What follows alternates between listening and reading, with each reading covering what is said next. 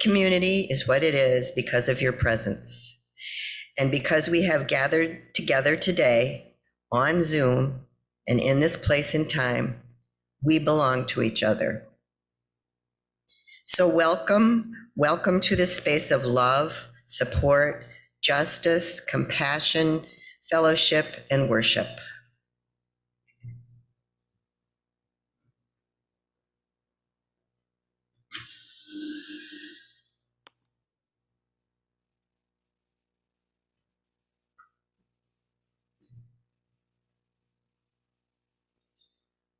Good morning, everyone. It is good to be with you.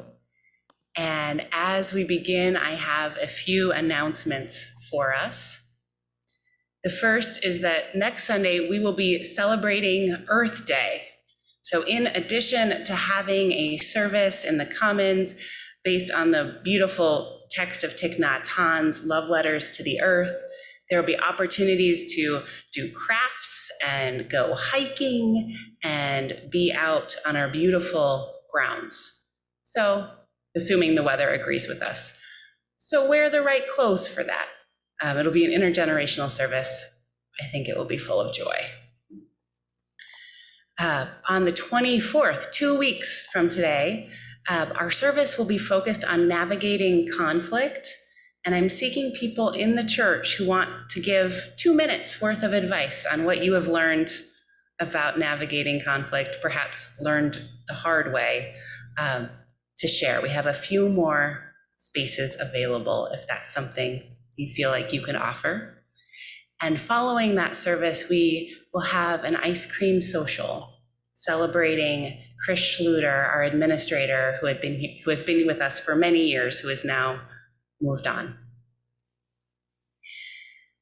This week at the board's meeting, they decided to set the date for our congregational meeting, our annual meeting, where we do things like pass the budget and elect officers, for May 22nd. So mark your calendars accordingly and plan to be there. And because of our new bylaws, people can participate and vote both in person in this space and via Zoom. So either way of being present counts as full participation for voting and all of the things. So please come. And finally, as we begin, I want those of us in this space and those of us on Zoom to have a chance to greet each other. So first, I'm going to invite everybody who is here to look at the cameras in the back of our space and give a smile and a wave to our Zooming people's people. And now, if you are with us on Zoom, I invite you to turn your camera on if it's not on. And there we go. We're starting to see everybody's screen and give a wave to the people who are here in the space. Yeah.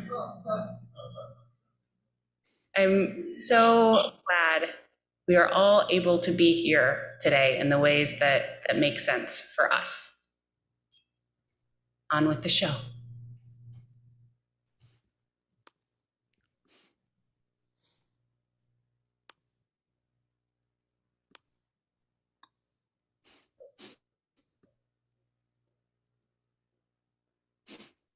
Beth Gregory Wallace. Good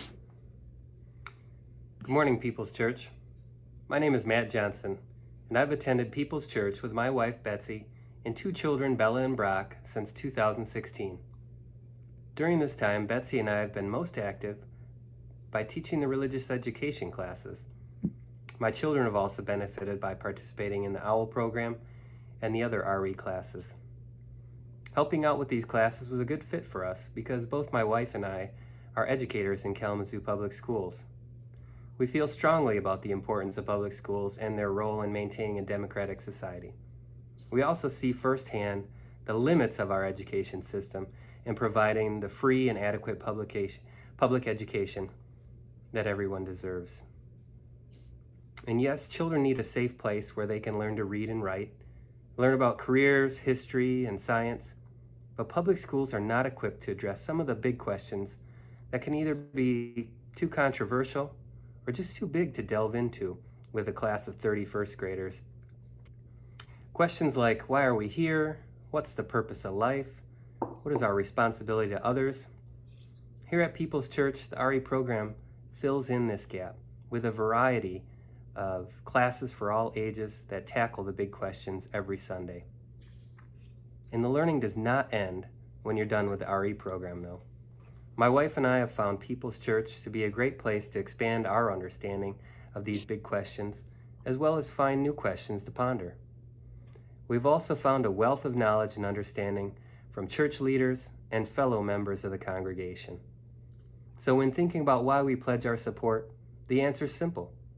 People's Church is a place that helps us all grow and continue to learn about how to build a better society.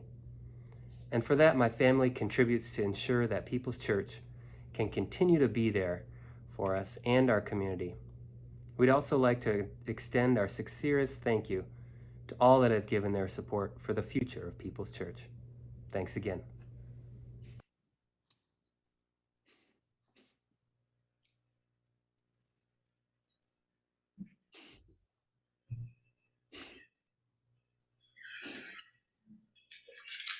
Another good morning from me, Alan Hunt, here representing today the Stewardship Committee.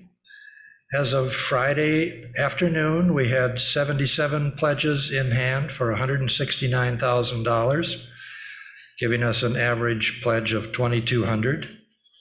That's the good news, right? The not so good news is there are still 60 pledgers from last year who are outstanding. And we need those dollars as well to make a budget for next year. We are going to send another letter and email on Monday, so you'll have another chance. You'll also have a chance on the way out because we have pledge forms on the table right outside the door. You can just drop them in the box. I hope you will. We hope to finish this campaign in 2 more weeks, and I want you all to be a part of it. And remember on the way out to stop at the weaving projects, and remember that we are weaving us together with this campaign. Thank you.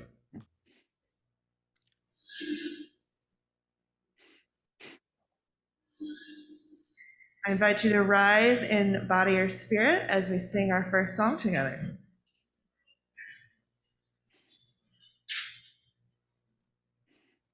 You'll find your lyrics in your order of service.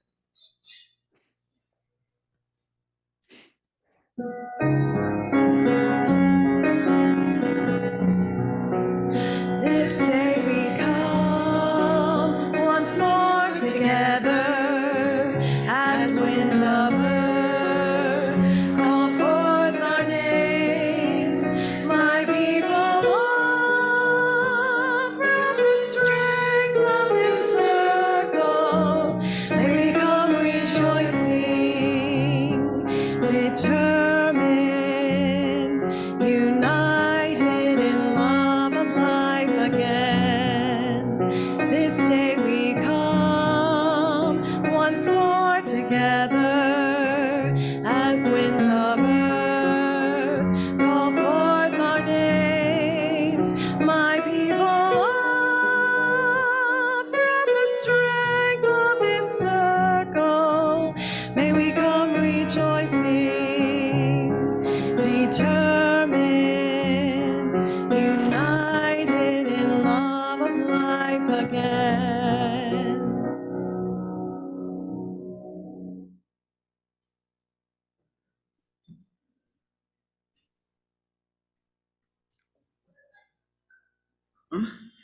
You are encouraged to type in the chat box. A chalice is lit in your neighborhood, city, whatever, fill that in while we light the chalice here in church.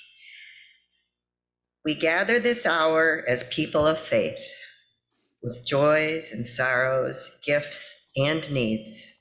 We light this beacon of hope, a sign of our quest for truth and meaning, in celebration of the life we share together.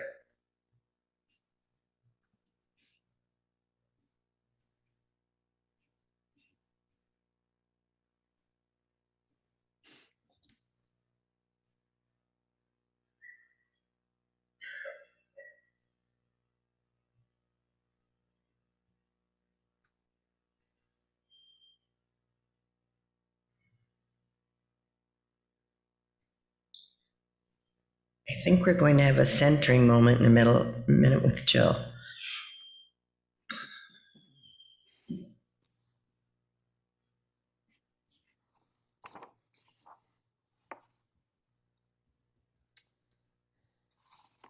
And another good morning from me in Corvallis, Oregon, where it's very early. That's right. 7:58.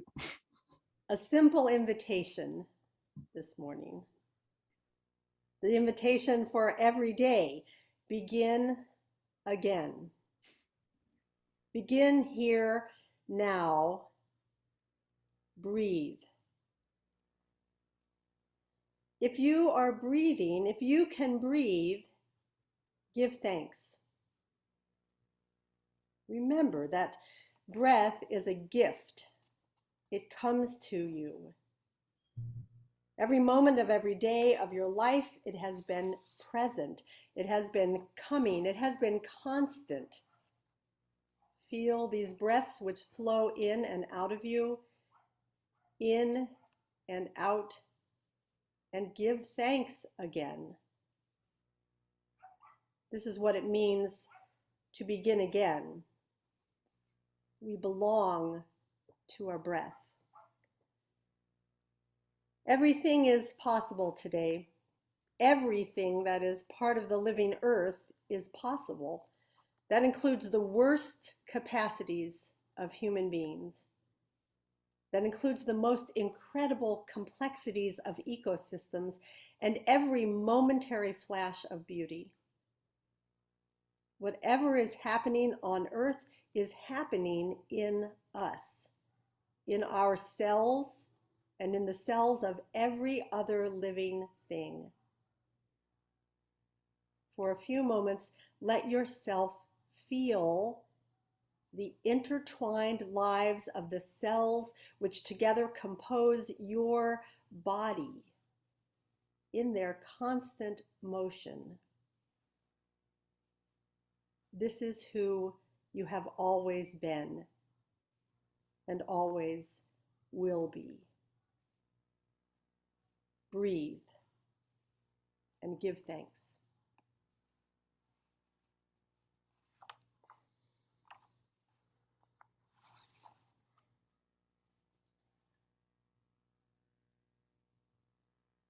Jen will be to benefit the Disability Network.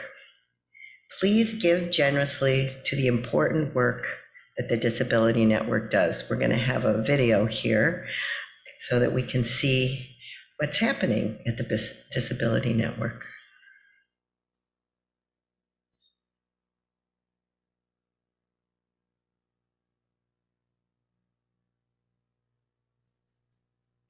Good morning, People's Church. My name is Kristen Potts. Thank you for allowing me a few moments to tell you about Disability Network and our Ramp Up program. Disability Network is a center for independent living. We connect people with disabilities to the resources they need to live independently while advocating for social change. We do this by providing 5 core services: information and referral, peer support, independent living, transition services, and advocacy and community ed. There is no fee for our customers for any service we provide. The program that I would like to highlight this morning is our Ramp Up program. In 2004, Karen Halstead, our former associate director, and Tom Skyberg from First United Methodist Church started the Ramp Up program with the intent of building ramps on the homes of people with mobility disabilities whose homes had stairs. Ramps became a lifeline for these customers, allowing them to engage in their community, feel safe in the case of an emergency, and remain living in their homes as they aged or their disability progressed. For someone who relies on a mobility device, just a few short steps can mean a life filled with isolation and fear. A ramp provides people with the ability to be self-sufficient, engage in their community, and provide the peace of mind that in an emergency, they can reach safety. Jared has cerebral palsy. For years, various family members carried him in and out of the house. The situation was not only unsafe for Jared, but for the rest of the family as well. Eventually, his mom required surgery on her hip from carrying him. The entire family is very grateful for the difference the ramp has made for them. Frequently, due to a lack of financial resources, people create their own ramp or support. Homemade devices are often not safe and pose the risk of injury. Properly constructed ramps provide a safe means for people with mobility disabilities to come and go from their homes. Ted's disability was advancing, and he needed to make a change from a walker to an electric scooter. But the entry to his house had stairs, and there was no way to get the scooter in and out of the house. After his ramp was constructed, Ted is relieved he doesn't have to move to a nursing facility and can remain living in his home. He is thankful that now he can get out of his home safely and go places again. Depending on the design of the house and how the path of entry is oriented to the driveway, sidewalk, or street, ramps vary from quite large and extensive to short and sweet. Sometimes it's a matter of getting creative with the best entry point for the customer. Sometimes it's the little things. Chris told us she is very excited to be able to get her mail and take her own trash out now that she has a safe way to leave the house. A note from her daughter said, "To see the joy in my mom's face is priceless." Over the past 18 years, we've been able to build nearly 300 ramps on the homes of people with disabilities living in Southwest Michigan. But ramps are expensive. Materials alone can cost upwards of $2,500. Each spring, we kick off a fundraising campaign to raise the necessary dollars to build the ramps our customers need. We call this campaign Rampathon. The request to present to you couldn't come at a better time as we are kicking off Rampathon this week. Your contributions will be an amazing first step in reaching our goal. Thank you.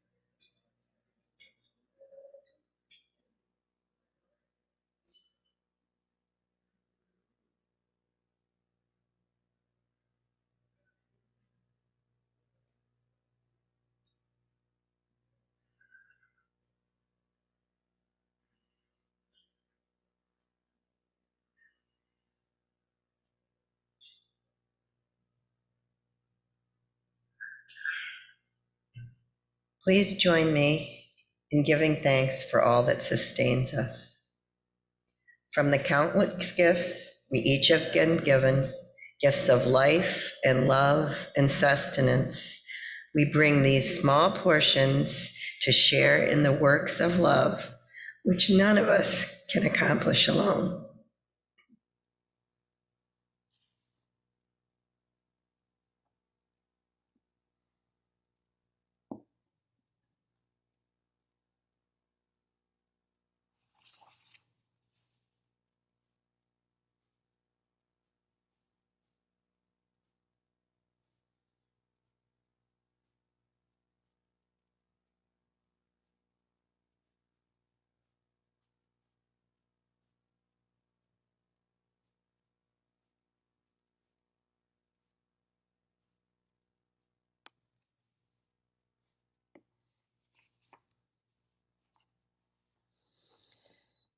May our hearts and our minds open just a little bit more so that more love of life may flow through us into the world. Let these be our words for meditation, adapted from Kathleen McTeague. Into this day, we bring our need for belonging. We bring our compassionate hearts, a will toward justice, a hunger for awakening. Into this day, we bring our courage to walk on through fear of evil, through continuing sorrow, through destruction and hard losses. And into this day, we bring our joy and our gratitude for ordinary blessings. By our connectedness, by our togetherness, as we create and sustain this circle, we bless this day. In the shelter of each other, may we know ourselves blessed. May it be so.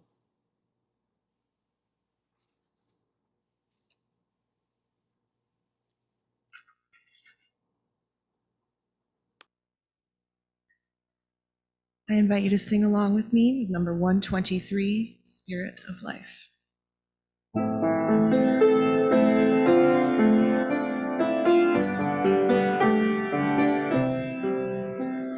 Spirit of life, come unto me.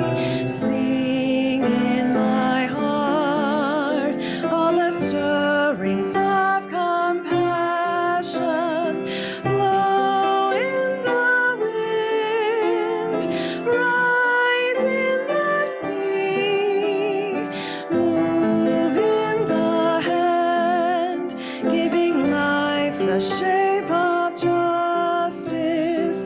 Roots hold me close, wings set me free. Spirit of life, come to me, come to me.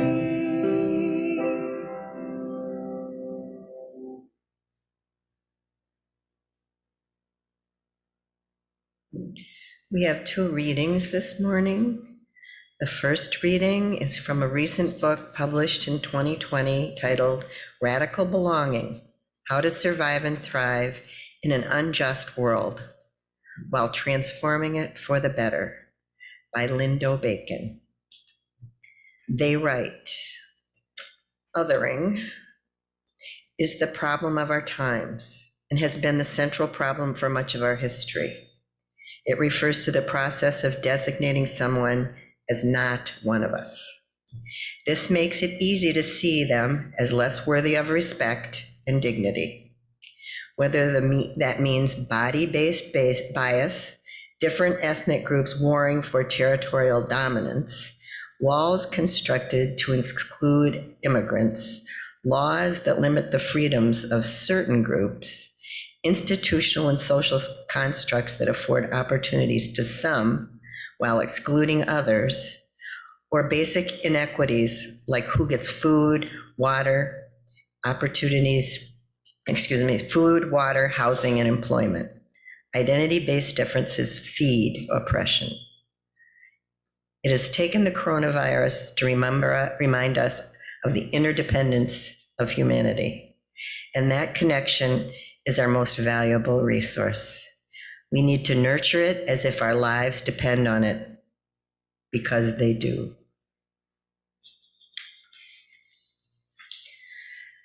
The second reading is a poem from a collection titled Earth Prayers. The title of the poem is Belonging by Alla Renee Bazarth. Belonging. The small plot of land on which you were born cannot be expected to stay forever the same. Earth changes and home becomes different places.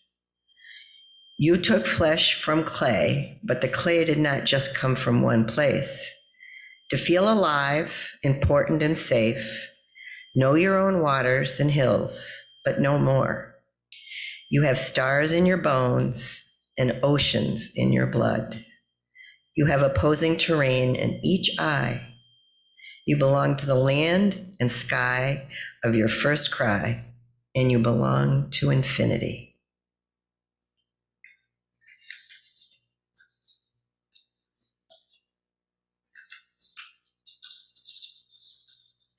I invite you to rise and body your spirit. Our next song together is number 354.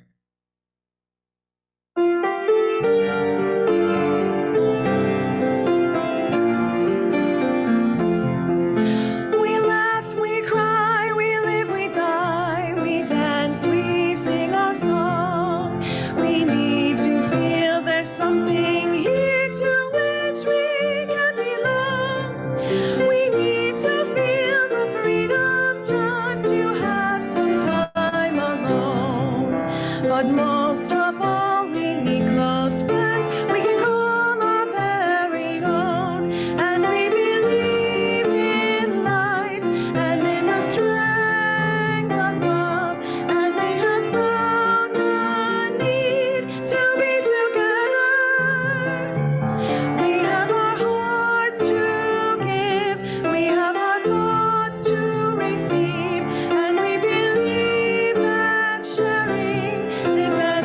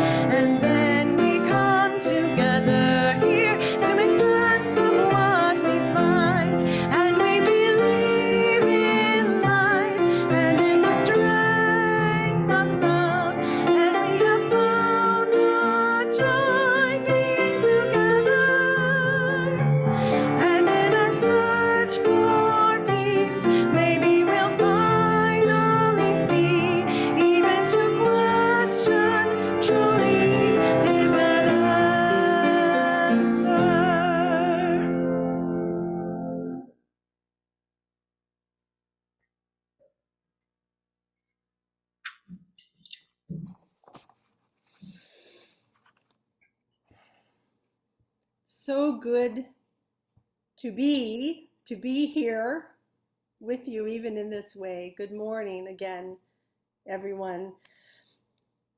I'm at home. I've been at home all week with COVID. So I won't get to go to church this morning. I'm, of course, not allowed to. And so the ability to be here with you is beautiful for me. And to hear the stories again and to remember these connections and to know how I belong in this circle too is a little bit overwhelming. And I'm so thankful for being able to be here in this way. It's pretty interesting how this topic came up, this idea of radical belonging.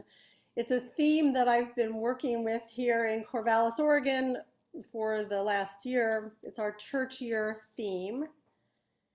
But I found it in Kalamazoo. I was in conversation with a high school graduate in Kalamazoo. That was Lucy Wallace. I've known Lucy Wallace since she was born. I helped with her dedication. And when I got her high school graduation notice, we were in communication, and she let me know that as she was going to enter into Kalamazoo College, she was taking a freshman seminar, and this was the title, Radical Belonging. And I said, wow, what is that? And so she described it to me. This was how it was described. In this class, we will wrestle with what it means to truly belong. Belonging is defined as an emotional need to be accepted as a member of a group. However, many factors shape our experience of true belonging. The intrinsic human need to belong is profoundly influenced by our sense of safety, which is shaped by our experiences with race, gender, class, neighborhoods, schools, cities, institutions, and social policies. To begin with, we're going to explore the evolutionary foundations of group acceptance and the ways our biology is shaped in response to social threat. And we'll look at the psychological and health science on connection and social inclusion to help us interrogate the impacts impaired belonging has on health and learning.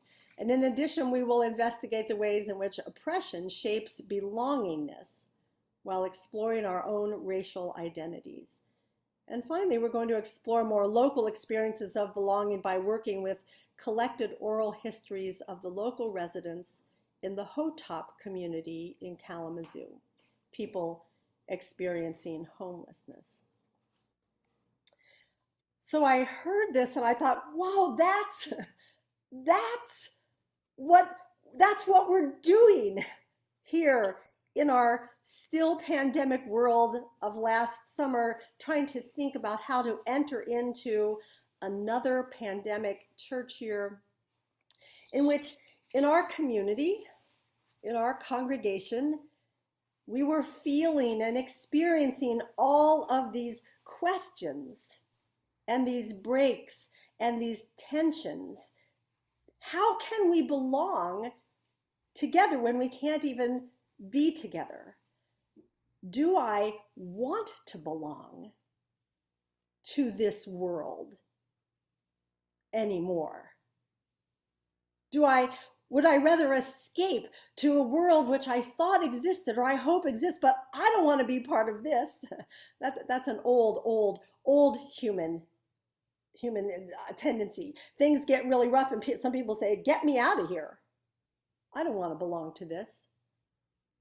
And the movements within our own religious community, our work around anti-racism and trying to understand the needs and the rights and the lived experience of people with gender fluid identities, even the questions around gender, have made people in my own religious community nervous and upset and angry. And so I thought, well, this is what we had better push into a little bit. And so we set out to spend a year looking at belonging in a variety of ways. So here, month by month, we took on different bits and pieces. We began with that basic question for the people gathered as the congregation. Have you ever had a feeling of, do I belong here? Are these my people? I remembered a time, I don't remember how long ago it was. I think it was, I remember it was a General Assembly in Portland, Oregon, but I was still living in Michigan at the time. I remember being outside of the big conference center. I had been a Unitarian for more than 20 years. I was a minister. I was deeply involved, and I was having a crying jag outside of the conference center. And the question in my mind was, are these my people? Do I belong to this anymore? And I don't even remember exactly what it was at the time, but that question certainly occurred to me. So we began to ask the question out loud together. And then about 40 of us in my congregation here undertook to work with and study the book titled My Grandmother's Hands by Resmaa Menakem, in which Menakem, a therapist, a psychologist, a scientist, articulates incredibly well not only the physiological, and emotional impacts of trauma on human bodies, and our brains are just part of our bodies in that way, but the fact, being understood more and more now through the field of epigenetics, the fact that traumas can be, the effects of trauma are passed in our DNA generation to generation. And Menakem's work is just a beautiful description of many other people beginning to understand that what happened to, for example, for me, what happened to my ancestors, how they responded to the traumas of their life has affected how I respond to life. And Menakem does an incredible job of outlining how trauma is racialized and how the different ways that we carry our trauma affect how we deal with people in racial situations. It's a powerful book, not just for the ideas, but for the practices it offers. The practices of somatic therapy, body awareness, learning that what has happened to us has affected our bodies and is in some ways trapped in our bodies. And until we can begin to recognize, own up, feel, and as he says, metabolize our pains and traumas, they still will affect how we respond to everything else. So we worked with this and began to understand, began to say, oh, for example, racism is not just a matter of choice or will. Some of the ways we interact across what we call race are deeply embedded in the ways our bodies look and move. More to learn. And then that was a beautiful piece. We also took on looking at belonging to different generations, which we do. And our religious exploration program is, well, let's just say very changed over these past 2 years. And we're working to understand how to be much more intentional about being multi-generational in our activities, in our study, in our worship. So our RE Council did a beautiful survey and asked questions, and plenty of people answered it. And we began to explore differences between the Gens X and Z and millennials and the boomers And plenty of people were like, don't categorize me. I know I'm not a good representation of boomers. I like Gen Xers, stuff like that. Everybody wanted to qualify their generational experience, but the fact is we represent these generations. We fall into these categories in some ways. So we discovered what we thought was actually probably possible is that there's some generational anger. There's some anger between generations in our congregation.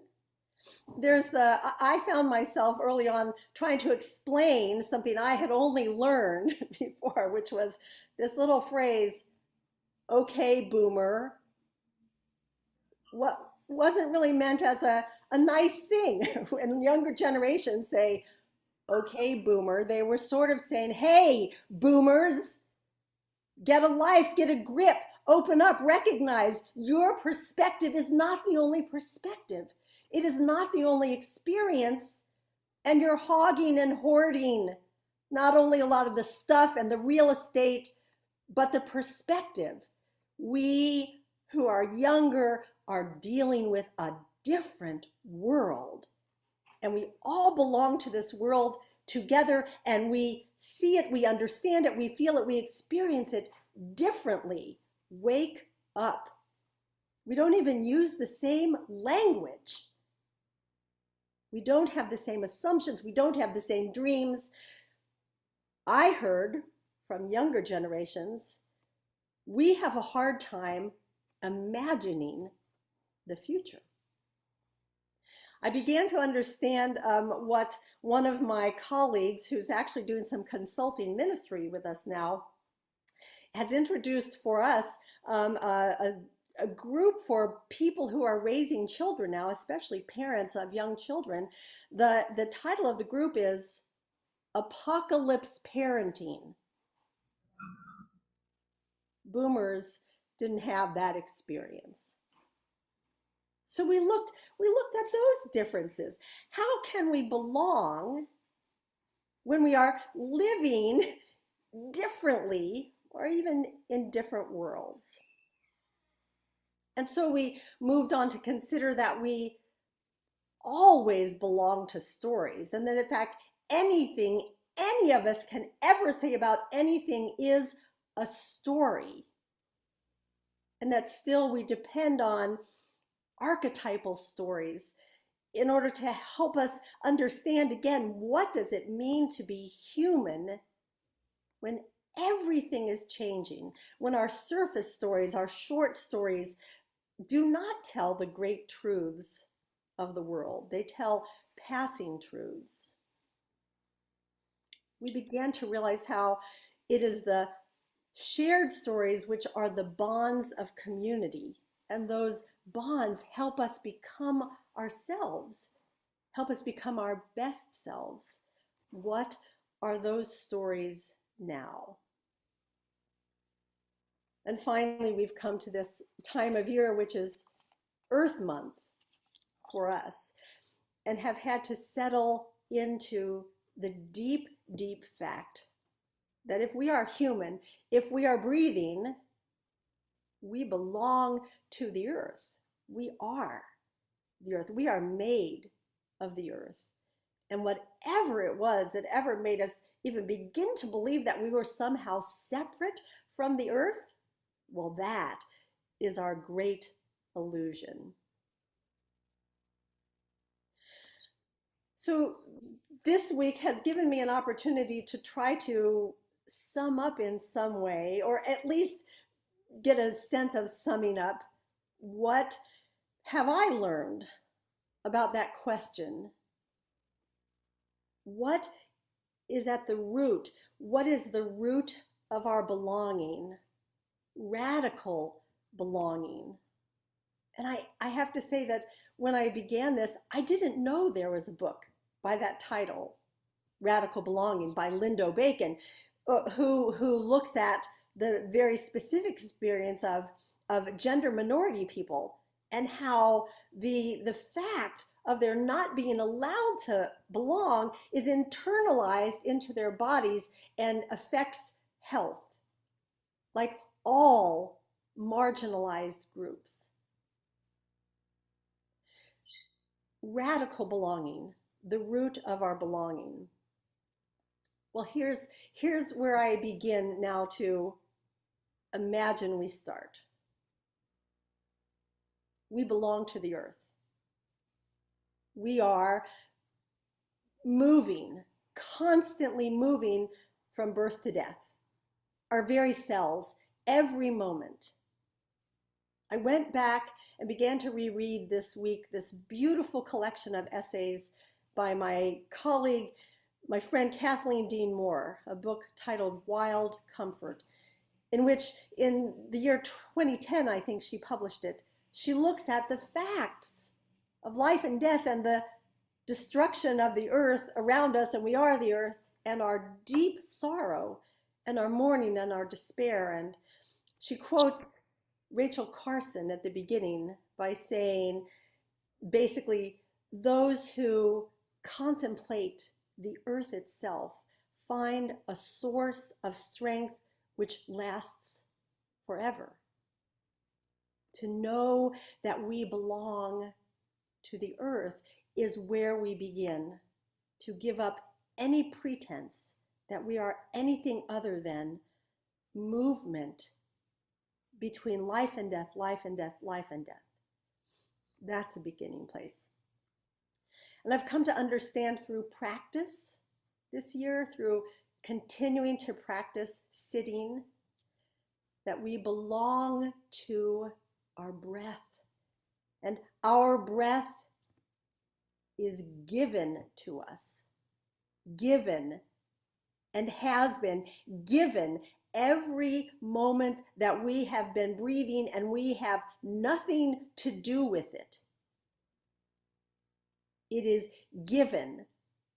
And therefore, anything that happens, whatever I'm in, if I am breathing, I am being lived in that moment. And my job is to first recognize that I am alive and being kept alive to live in this moment, to have any possibility of responding in any kind of way. There is no other expectation. I begin with, if I am breathing, I am alive, this is my gift. How can I best respond? I am being breathed. I begin in the fact that I'm given breath. I belong to my breath.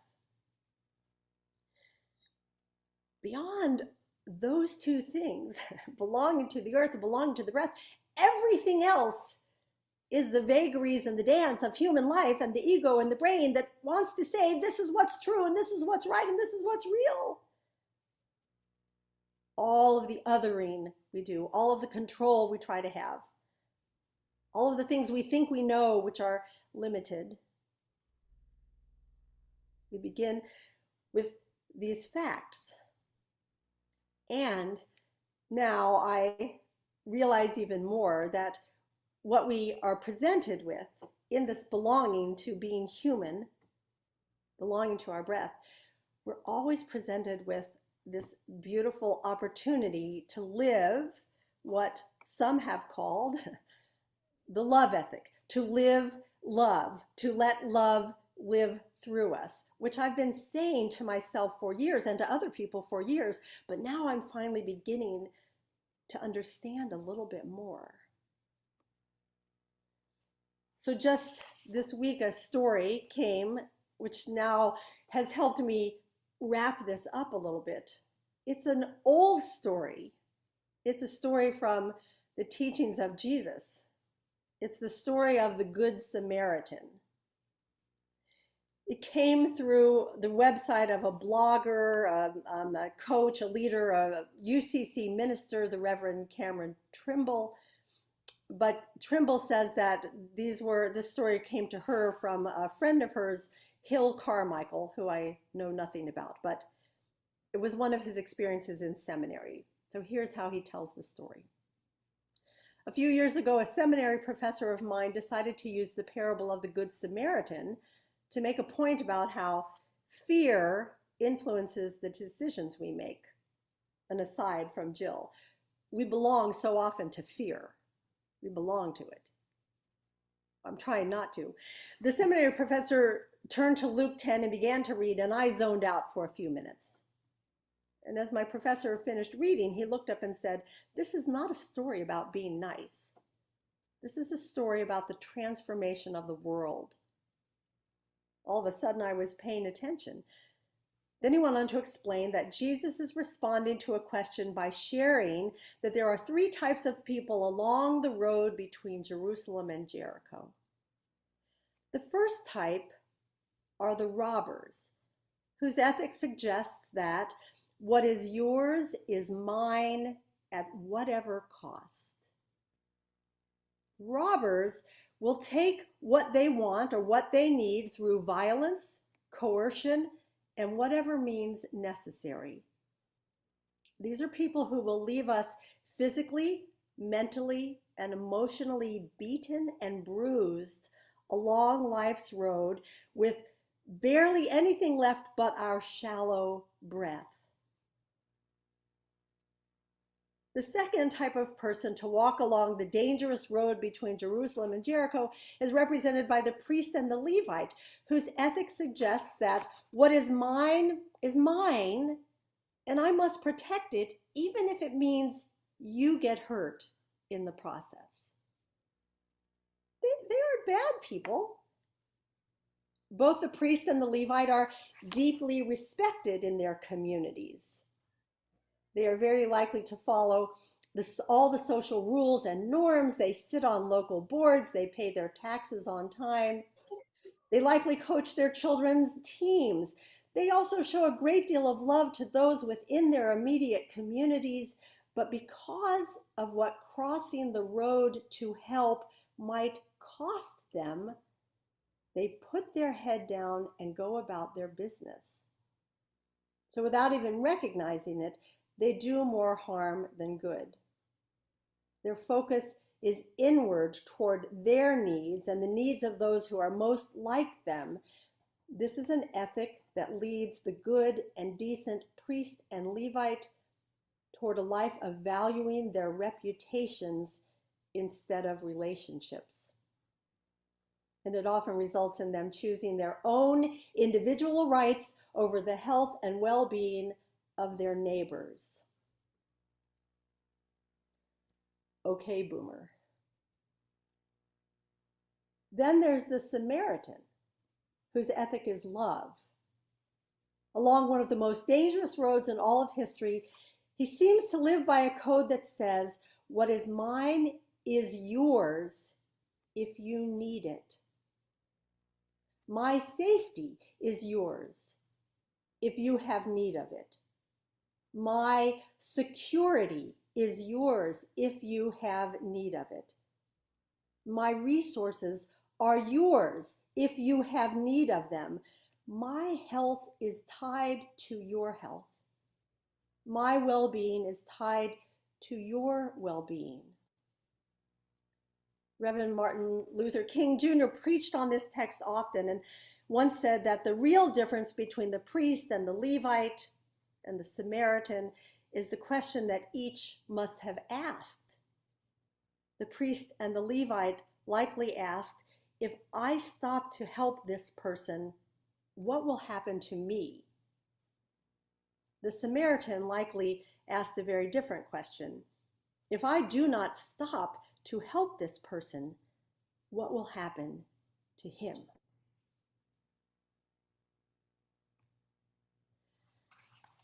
For me, this story holds the tension of our faith and of our religious lives, of our lives now. At the heart of the religious life, for me, is the coming to understand that we belong to everyone and we belong to each other. And this is not just a nice way of thinking about things. Our denial of that deep connection tears at our sacred fabric and endangers us all. Endangers us all, and we are all endangered. And that would be enough for us to realize how much we belong together. So this is where we are in the world. This is where we are in this church here. This is where we are in our religious lives. This is where I am. I'm trying again. I'm starting again to try to learn that I have been given this life, and what it asks of me is to let the love that is at the heart of it move through me, for me to let go of what I think and need and want for myself and let that love move. It has always been a challenge. It's a challenge still. But I think that it's what we have to be able to do more and more with and for each other. May it be so. Thank you.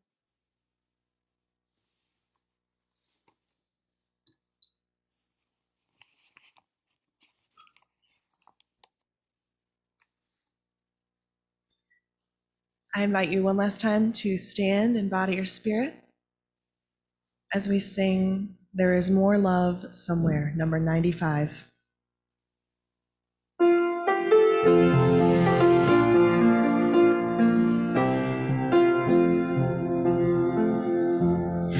There is more love somewhere. There is more love somewhere. I'm gonna keep on till I find it. There is more love somewhere. More hope. There is more hope somewhere. There is more hope somewhere. I'm gonna keep on till I find it. There is more hope somewhere. More peace.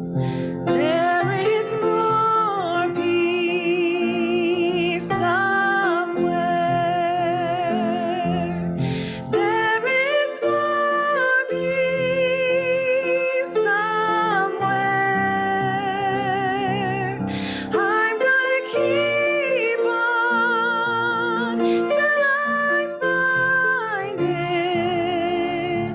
There is more peace somewhere and more joy. There is more joy somewhere. There is more joy somewhere.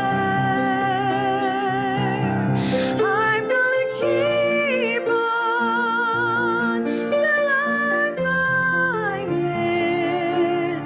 There is more joy somewhere.